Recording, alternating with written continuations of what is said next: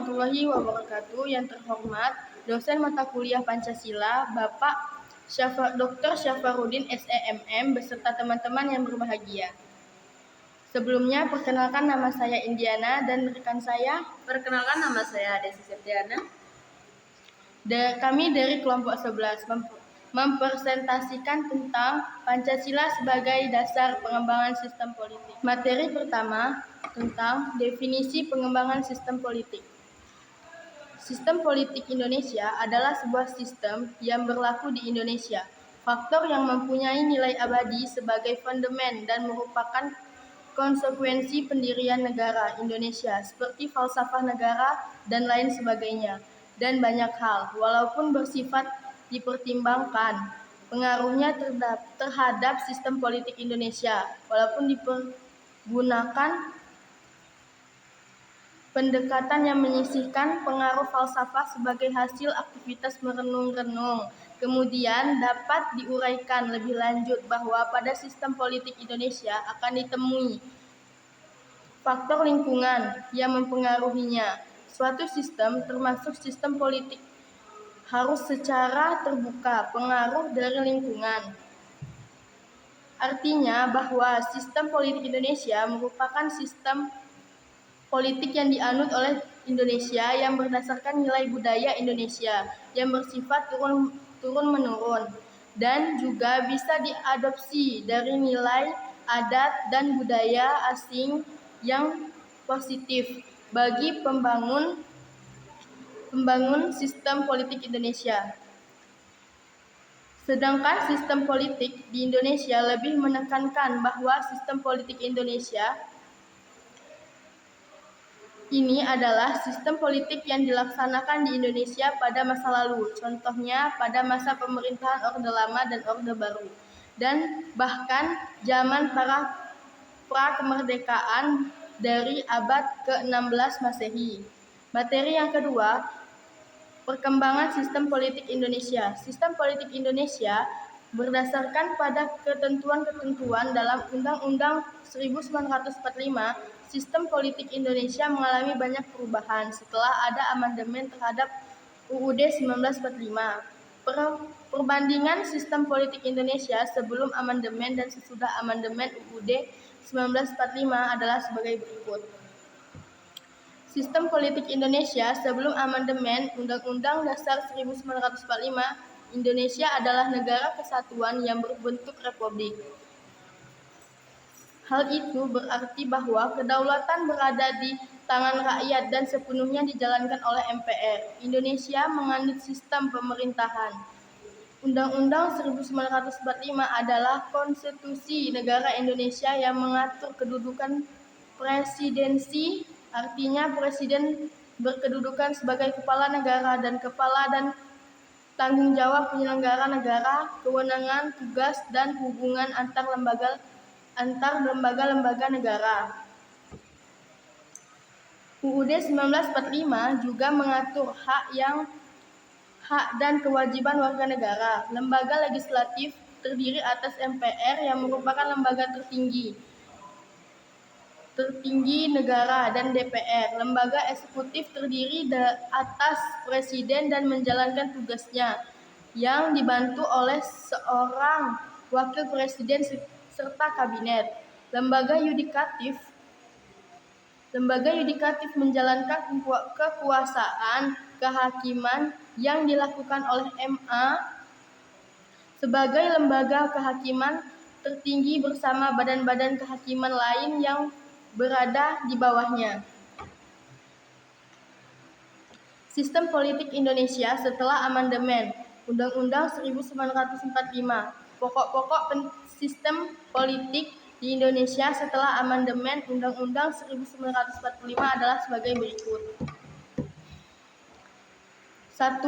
Bentuk negara adalah kesatuan, sedangkan bentuk pemerintahan adalah republik. NKRI terbagi dalam 34 daerah, provinsi dengan menggunakan prinsip desentralisasi yang luas, nyata, dan bertanggung jawab. Dengan demikian, terdapat pemerintah pusat dan pemerintah daerah. 2. Kekuasaan eksekutif berada di tangan Presiden. Presiden adalah kepala negara sekaligus kepala pemerintahan. Presiden beserta wakilnya dipilih dalam satu paket secara langsung oleh rakyat. Presiden tidak bertanggung jawab pada parlemen dan tidak dapat membubarkan parlemen. Masa jabatan Presiden beserta wakilnya adalah 5 tahun dan setelahnya dapat dipilih kembali untuk 1 kali masa jabatan. 3. Tidak ada lembaga tertinggi dan lembaga tinggi negara. Yang ada lembaga negara seperti MPR, DPR, DPD beserta Presiden, MK, KY, dan MA. 4. DPA ditiadakan, yang kemudian dibentuk sebuah Dewan Pertimbangan yang berada langsung di bawah Presiden. 5. Kekuasaan membentuk UU ada di tangan DPR. Selain itu, DPR menetapkan anggaran belanja negara dan mengawasi jalannya pemerintahan. DPR tidak dapat dibubarkan oleh Presiden beserta kabinetnya, tetapi dapat mengajukan usulan pemberhentian Presiden kepada MPR. Materi yang kedua adalah ciri-ciri pengembangan sistem politik. Dalam sistem politik juga terdapat beberapa ciri. Untuk lebih jelasnya berikut adalah ciri-ciri sistem politik menurut David Edson yang dikutip dari buku Sistem Politik Indonesia, Pemahaman Secara Teorik dan Empirik karya Dr. Andes Bedi Irwan Maksuki, MSI, meliputi sebagai berikut. 1. Sistem politik memiliki unit dan batasan. Untuk bisa menjalankan suatu sistem politik diperlukan unit dengan proses bahu-membahu. Contohnya, unit yang biasa menggerakkan suatu sistem politik adalah seperti legislatif, eksekutif, yudikatif, partai politik, lembaga masyarakat sipil, dan sebagainya. 2. Memiliki input dan output di dalamnya.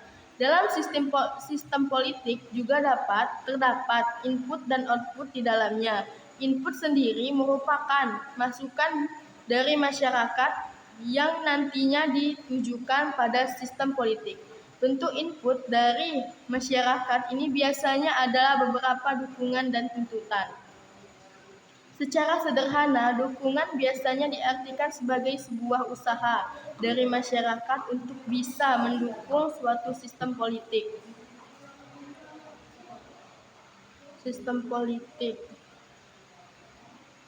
Agar bisa menjalan dengan baik secara terus-menerus.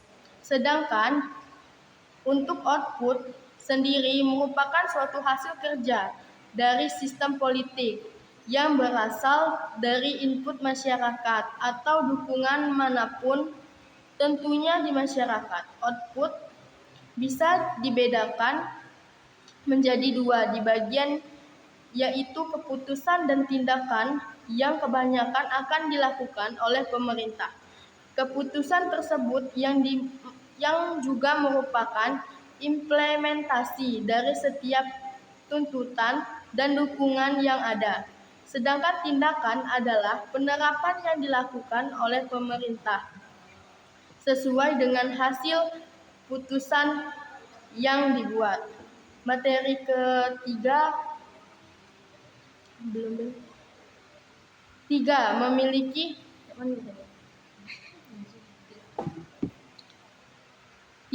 Memiliki tingkat diferensiasi.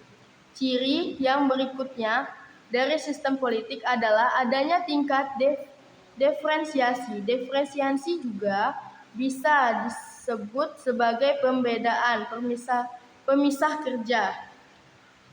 Hal ini karena tidak kemungkinan suatu lembaga bisa menyelesaikan seluruh masalah yang ada. Maka dari itu diperlukan diferensiasi dalam sistem politik agar semua bisa berjalan dengan lancar sekaligus dapat terselesaikan dengan cepat. 4. Adanya integrasi. Meski dalam sistem politik terdapat diferensiasi, namun tetap saja aspek integrasi sangat dibutuhkan di dalamnya. Integrasi biasa diartikan sebagai keterpaduan kerja antara unit yang berbeda. Hal ini dilakukan agar bisa mencapai tujuan yang sama dengan baik dan benar. Itulah beberapa ciri-ciri yang ada di dalam sistem politik secara umum. Materi ketiga akan dibacakan oleh rekan saya. Baiklah, saya akan melanjutkan materi dari rekan saya. Yang ketiga, ada tujuan pengembangan sistem politik. Adanya politik tentunya juga memiliki tujuan-tujuan tertentu yang harus dicapai. Dilihat secara umum, ada beberapa tujuan politik seperti yang dijelaskan di bawah ini. 1. Politik bisa digunakan untuk mengupayakan suatu kekuasaan yang ada di masyarakat. Dan pemerintahan bisa diproses, diolah dan diterapkan sesuai dengan norma maupun hukum yang ada. 2. Politik juga digunakan untuk membuat suatu kekuasaan yang ada di masyarakat dan pemerintahan dapat memperoleh mengenai dan merupakan demokrasi secara menyeluruh.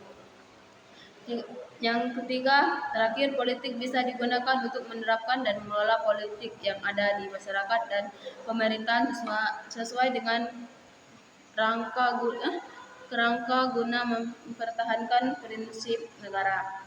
Setelah mengetahui tujuan politik secara umum, maka Anda bisa membaca ulasan tujuan politik Indonesia seperti penjelasannya yang di bawah ini. 1. Politik bisa digunakan untuk melindungi hak semua warga negara Indonesia tanpa ada pengecualian serta menjaga pelaksanaan kewajiban dengan maksimal. Pemerintahan untuk bisa mengatur keamanan. Yang kedua, politik Indonesia memiliki tujuan untuk bisa mensejahterakan kehidupan seluruh masyarakat yang ada di negara Indonesia. 3. Politik bisa digunakan untuk memastikan terlaksananya sistem pendidikan dengan tujuan memajukan bangsa dan negara. Yang keempat, politik bisa menjaga keamanan dan perdamaian serta mewujudkan kehidupan sosial yang seimbang, baik itu di dalam maupun di luar negeri. Yang keempat, konsep pengembangan sistem politik. Konsep pengembangan sistem politik terdiri dari sebagai berikut. Yang pertama, klasik.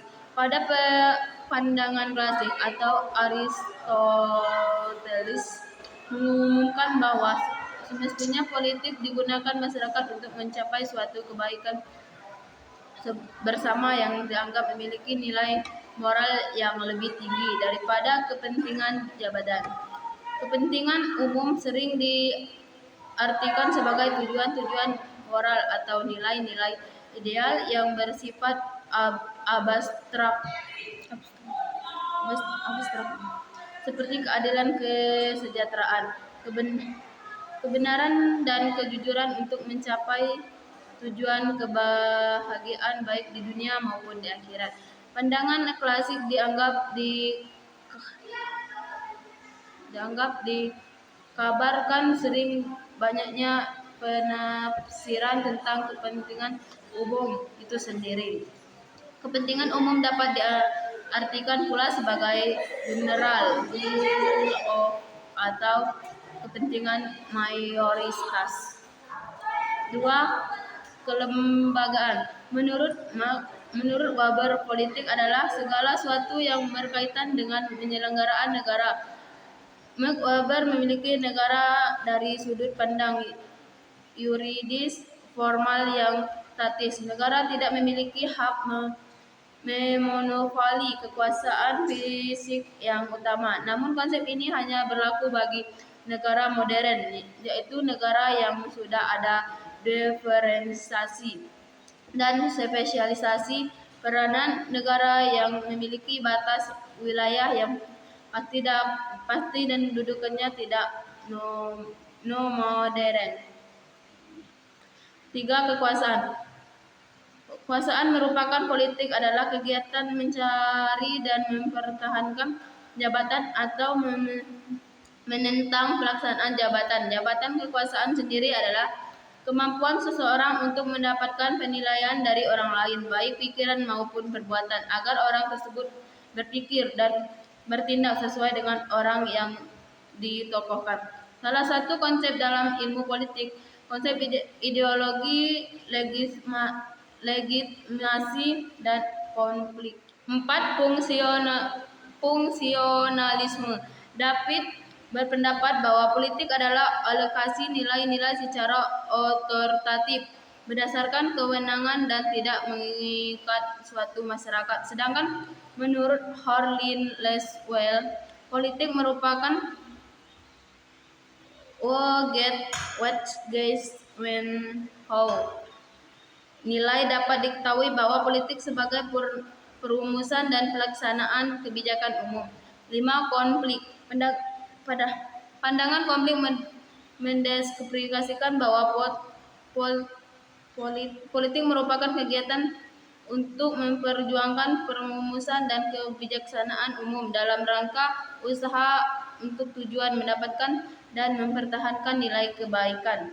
Oleh karena itu, sering terjadi perdebatan dan pertentangan antara pihak yang memperjuangkan dan pihak yang mempertahankan nilai-nilai kebaikan tersebut.